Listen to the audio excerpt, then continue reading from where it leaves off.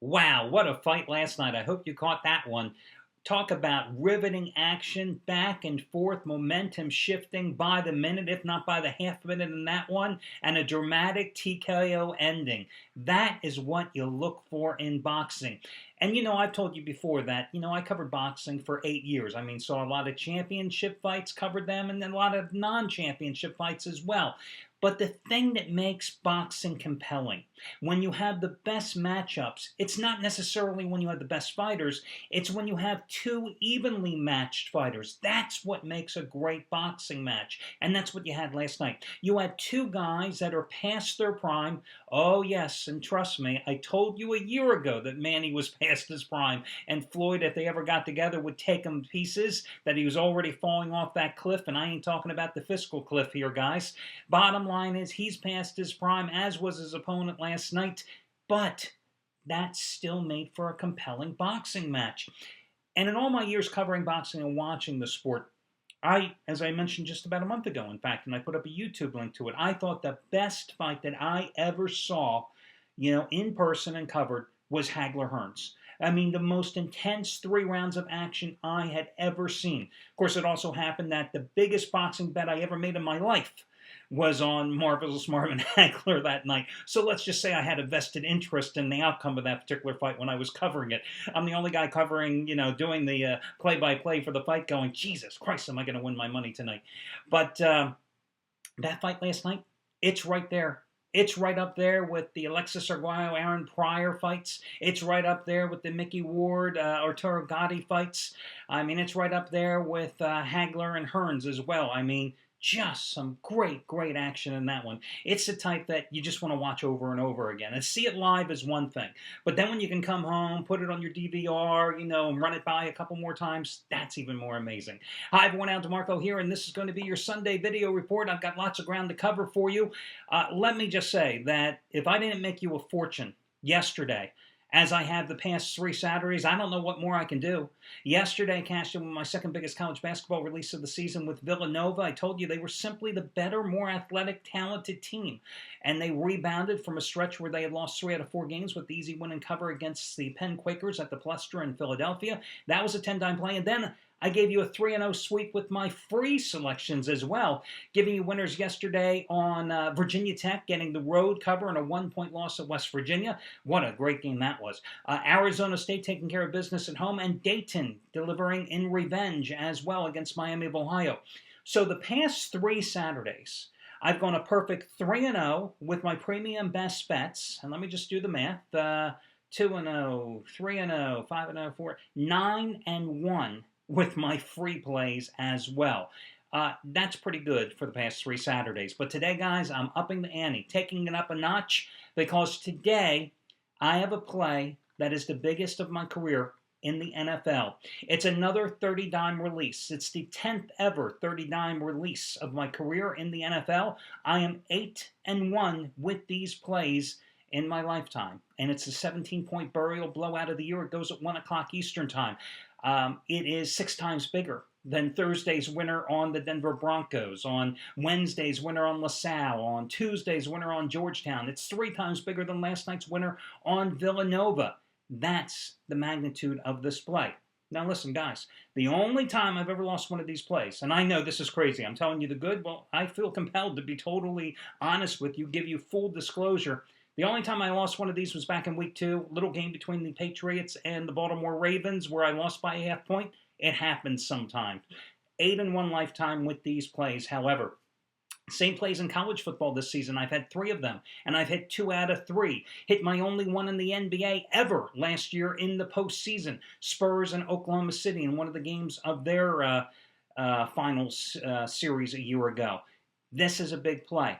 But now, let me give you the ever-popular disclaimer. You've got to bet this play accordingly. And when I say that, what I mean is you've got to bet it according to the size of your bankroll. You've got to bet it according to your bankroll allocation system. I am not telling you to mortgage the house. I am not telling you to take money you have earmarked for Christmas gifts for your wife, your kids, your mistress. Hey, got to throw that in there too. I am not telling you to spend money that you have set aside for celebrating and for putting food on the table. I am not telling you to do this because remember, every gamble is a 50-50 proposition, and there are no guarantees in gambling.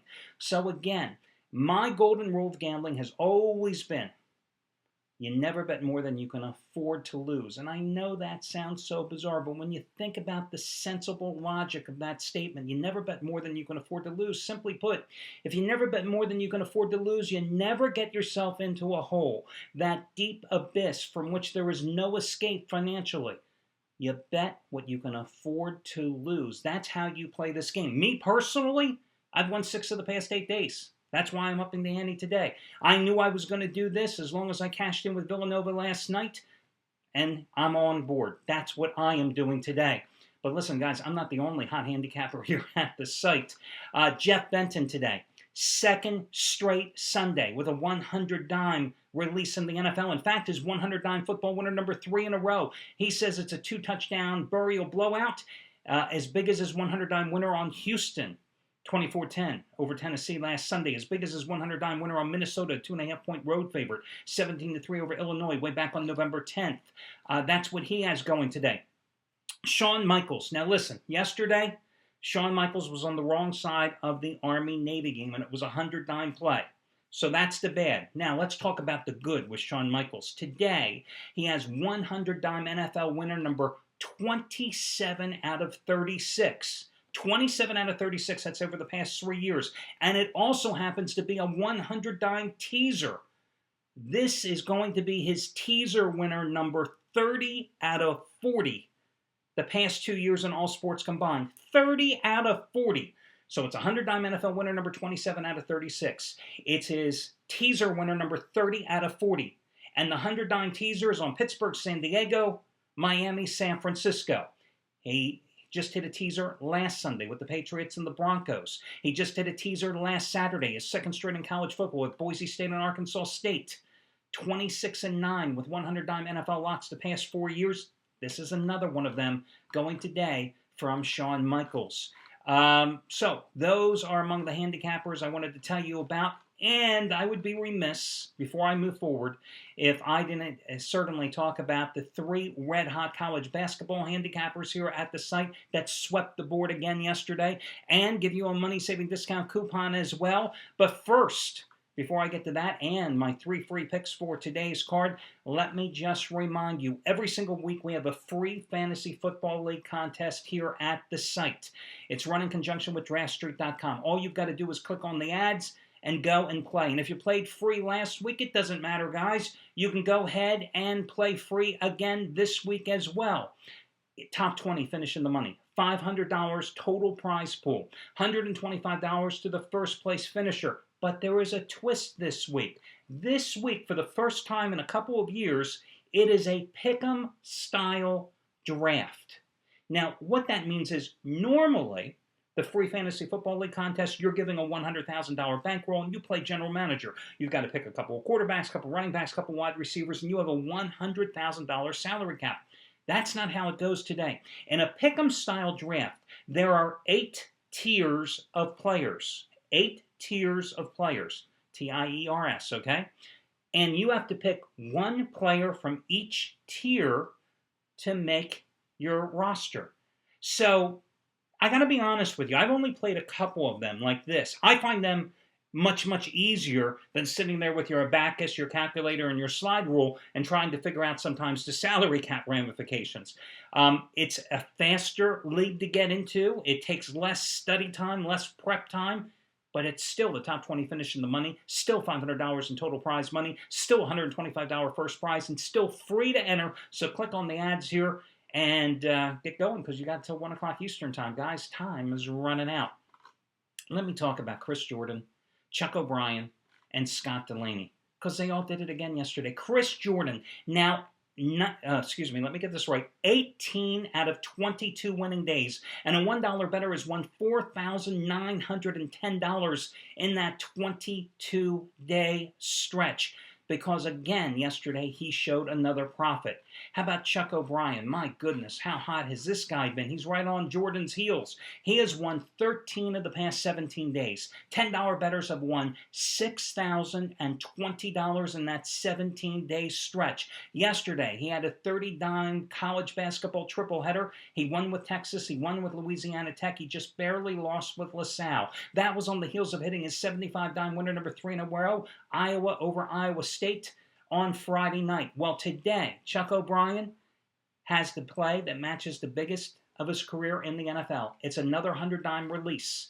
He never had one before last Sunday when he came out and he said his play was going to win by 2 touchdowns, and he delivered a 100-dime winner. The Houston Texans winning at Tennessee exactly by 14 points. Then he followed up. He was the only handicapper here at the site on Monday night to have the Washington Redskins, and it was another 100-dime release. He has his 3rd straight 100-dime winner going today. Bigger than the 4 straight 60-dime winners he's delivered in football. Bigger than that 75-dime winner number 3 in a row he delivered with on Friday night. Bigger than either of those 2 30-dime winners he cashed in with yesterday.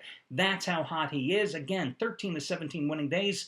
$10 bettor has won $6,020 in that stretch. And finally, Scott Delaney. Not only did he hit his 7th straight pay after you win play yesterday with Butler outright over Northwestern, after cashing in with Canisius outright over Fairfield in college hoops on Friday night, another pay after you win play. But his premium best bet selection yesterday was his biggest college basketball release of the year, and it was a 50-dime release. Minnesota, a 7.5-point road favorite, rolling over Southern Cal 71-57 in LA. And that play was preceded by 6 straight 25-dime winners. So that's what Scott Delaney has been going. So, again, among the hottest handicappers here at the site, you got to look at Jeff Benton, you got to look at O'Brien, you got to look at Chris Jordan, you got to look at Scott Delaney. Those are the guys. And, Jesus, how can I forget about Shawn Michaels as well? Listen, guys, your money-saving discount coupon code today will save you $15 off a single purchase. $15 off a single purchase. And that coupon today is going to be 15 Rivalry. 15 Rivalry. 15 Rivalry.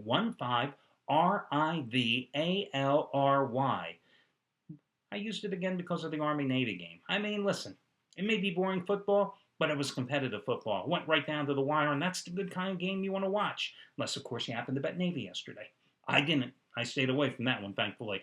15 Rivalry. 15 Rivalry. 15 Rivalry. That will save you $15 off a single purchase today. Okay, let's see. Let's get to your free selections here. And the first one is going to be Seattle, minus the 10 points at home against Arizona. I would not be surprised to see this line go up to 10.5 as we get closer to kickoff. You know what I always say. You bet the favorites early, you bet the underdogs late. Well, this is a case you got to get on the chalk because the bandwagon is going to be leaving without you otherwise. CenturyLink Field this season, all the Seahawks have done is gone undefeated. Of course, they were helped by a bad call by a replacement referee against the Packers, but we won't dwell on that. Let's instead focus on the fact that they really played a very good game last week. Not just because they won in overtime at Chicago 23-17, pulling the outright upset, but against a good, stiff Chicago defense. They accumulated 459 yards in total offense. And Russell Wilson had another good game, and this one came on the road. 23 for 37, 293 yards, and 2 touchdowns in that contest. Listen, Seahawks are leading the NFC wild card race. Well, they're not leading it, but in other words, they've got that final playoff berth there. Tampa Bay's hot on their heels. And this is a revenge game for them because remember, in Wilson's debut, they lost on the road 20-16. They were in a position to win it, close on the goal line, but they couldn't drive it through in the final seconds. As for Arizona, after watching Ryan Lindley lead them to 5 first downs and 137 yards total offense and a 7-6 loss to the Jets last week, they are going back to John Skelton. Big deal. This team has lost 8 straight games. In that 8-game losing streak, they have managed to average just 11.5 points. Now they're going to Seattle. Loudest place to play in the NFL. It doesn't matter that Skelton's there or Beanie Wells is back in the backfield. You know what this Seattle pass rush is going to do. Remember how they just toyed with Aaron Rodgers earlier this season and beat the hell out of him? Well, what do you think they're going to do against an Arizona offensive line that has already allowed 50 sacks so far on the season? Again, it's Arizona's 3rd road game in 4 weeks. I think you have to go ahead and lay the points with Seattle. And FYI, keep this in mind too. The Cardinals have 2 rookies and a first-time center starting on their offensive line last week against the Jets. Oh, Chris Clemens and the Seahawks, they may be teeing off on them the minute they get off the plane. Your next free pick is going to be Indianapolis. I'm going to go with the Colts. Listen, this could be a situation where the Colts, after coming back last week and for that dramatic 35-33 win at Detroit, are in a little bit of a letdown situation. But let's face it, Andrew Luck didn't even play well last week. I mean, 25 for 54, 3 interceptions, but 4 TDs, including the game winner in the closing seconds. And the first time these two met, it was Luck's first road start. The Colts got a season-high 30 first downs, and they won that game in overtime on Luck's 16-yard touchdown pass to Vic Ballard to win that game as a 3.5-point road dog, 19-13. Now they're back at home. They have won and covered 4 straight at home. They have won and covered 5 out of 6 at home so far this season, and Luck at home is a much more efficient, more on-target passer than he has been on the road with 9 touchdown passes and 3 interceptions at home. This Tennessee pass defense is ranked 25th in the league. They are allowing opposing quarterbacks to complete 69.5% of their passes. Round it off, guys. 70% of their passes. 7 out of 10 passes are completed against that Tennessee secondary, which has already been scorched for 24 touchdown passes and has only come up with 10 interceptions on the season. Tight ends have failed to cover 7 consecutive games in division play. They had 6 turnovers in a 24-10 loss to Houston last week at home, so I will go with Indy in that one. Your final free pick is going to be Tampa Bay and Philadelphia to go over the posted total. That number is sitting somewhere around 48 points, I think it is. Memory serves me correctly. I like this one to go over. Listen, you know, the Eagles have made so many changes. First, they got rid of their defensive coordinator during the bye week, Juan Castillo, earlier in the season. Then they went ahead and they got rid of their leading pass rusher from a year ago, Jason Babin, a couple weeks ago. Then they got rid of their defensive line coach who brought in that wide 9 formation that led the league in sacks last year with 50, but this year has done nothing in terms of getting the pressure on quarterbacks. They sacked Jim Washburn this past Monday. They brought in a guy Andy Reid had on his coaching staff that had been retired for like 4 or 5 years to come in and redo the whole defensive line scheme. Think about that. You're now suddenly abandoning your wide 9 and probably going to a 4-3 front this late in the season. This ain't preseason, for Christ's sake. And here's the amazing thing. All these changes, since they sacked the defense coordinator, Juan Castillo, during that bye week following an overtime loss when they coughed up a lead in the fourth quarter at home to the Lions, they have allowed 32 points a game. And their pass defense, what pass defense? They have no pass defense. I mean, in that stretch, opposing quarterbacks are completing 75% of their passes, 13 touchdown passes, 0 interceptions. The cornerbacks suck. I told you that repeatedly. The safeties have been beyond bad. Nate Allen and Kurt Coleman. Coleman's out. They're going with Colt Anderson, nice return specialist coming back off a torn ACL. I mean, you know, he's nothing better than a third-string backup in your secondary. If you're starting Colt Anderson, you got some real problems. And when you got Vincent Jackson and Mike Williams on the other side, I think Tampa Bay is going to be able to score plenty of points here with Josh Freeman lighting it up through the air. Now, you're saying, but how's this game going to go over? Here's the thing. And listen, I'm the guy who told you to go against Tampa Bay last Sunday and backing Denver, a game that I personally won after I bought it down in that contest, down to 7. It eventually went off to 8, and of course it finished in an 8-point game. But here's the deal. You know, Tampa, number 1 in the league. It's stopping the run.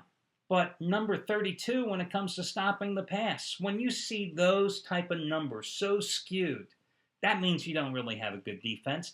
They don't put any pressure on the quarterback. Philadelphia's offensive line has been playing better here of late, even though it's a ragtag, thrown together unit with guys playing out of position and guys who weren't even on the roster a couple weeks ago now suddenly starting. And Nick Foles is getting confidence week after week. Plus, I got Bryce Brown, who, to me, Bryce Brown, the rookie who didn't play any college ball, had like a cup of coffee at Kansas State. 2 magnificent games here the past 2 weeks, 160-some, 170-some yards in 2 consecutive starts, although he's fumbled way too many times, costing them both games against Carolina and the Cowboys.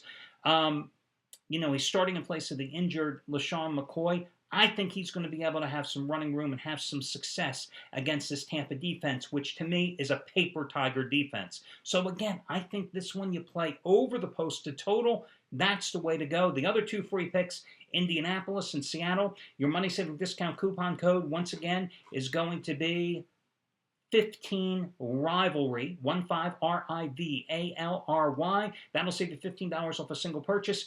And you know about this week's free contest with fantasy football. One other quick note for you guys, and I meant to tell you this a couple of days ago.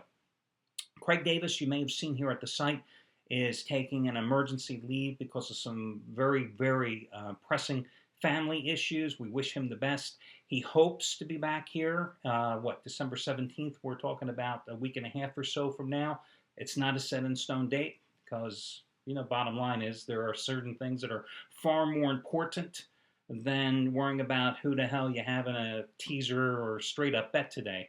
So we wish him the best. All of you that have been package players with Craig Davis, you have already been notified as to what your options are. But those of you that know how successful he has been in the NFL over the past 4 years at the site, that is why you don't see his plays available here today. And once again, we wish him the best. Well, that'll do it, guys, and I will catch you again on Monday.